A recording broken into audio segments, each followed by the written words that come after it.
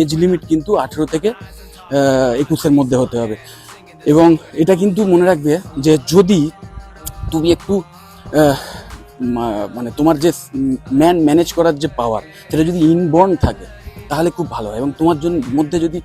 মানুষের প্রতি যে সফট কর্নার বলো বা মানুষের সঙ্গে কথা বলার যে বিহেভিয়ার, সেটার যে পালিশড একটা ব্যবহার, সেই ব্যাপারগুলো যদি অলরেডি তোমার থেকে থাকে, কিছু কিছু স্কিল সেট নিয়ে মানুষ জন্মায় বা মানুষ অটোমেটিক্যালি সেগুলো বিল্ড করে নেয়, সেইগুলোর মধ্যে যদি এই সমস্তগুলো থাকে যে তুমি খুব পালিশড